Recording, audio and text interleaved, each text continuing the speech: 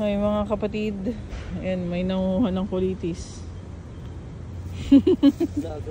Vlogger yarn. Nandito kami sa area namin. Experimental field. Dito kami sa farm. Kukuha tayo ng mga kulitis. Ito, oo, sa iba damo lang to, pero maganda to sa mga ano, sa buntis. Kasi pwede, parang malunggay din to na pwedeng makapag-produce ng, oo. Nakakatulong din siya makapagparami ng gatas. Lalaki, no? Pero gusto ko yung maliliit lang. Ariko, may tinik. Oh, may tinik. Ano ba yan? Hindi mo sinabi. Di ba yan yung niluto mo, may tinik? Pinakain mo ko. May tinik pala. Hindi ko naman alam eh. Imbis na masarapan ako, nainis ako eh. Ang sakit kaya nun. Dahon lang kasi pag kukuha. Dahon lang. Dahon lang po ang kukunin nyo. Huwag nyo na pong isama yung tinik. O kaya kung gusto nyo, kumuha na kayo sa bahay, himayin nyo isa-isa. Ito maganda, may butas-butas.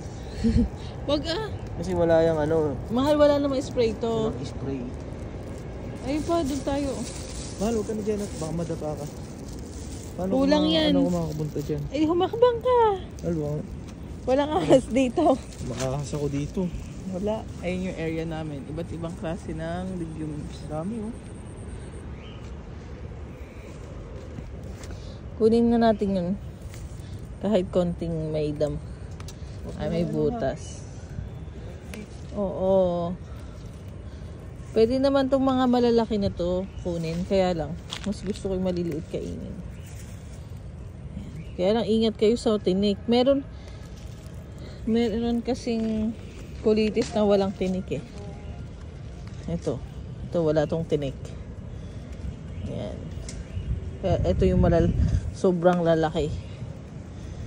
Tumataas yan na mataas. Ito naman yung may tinik.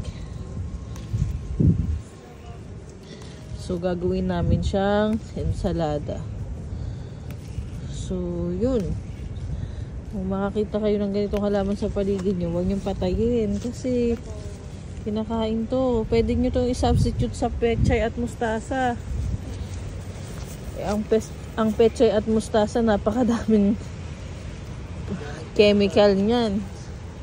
Kaya ako yung napakadalang kumain ng pechay at mustasa dahil talagang sagana yan sa chemicals. Konti lang yan. Mag-ensalada tayo. So, ang gagawin namin, ilalaga lang, titimplahan lang din ng bagoong, lalagyan ng kamatis, lalagyan ng itlog na pula, lalagyan ng red onion. So, solved na kami dun. Thank you.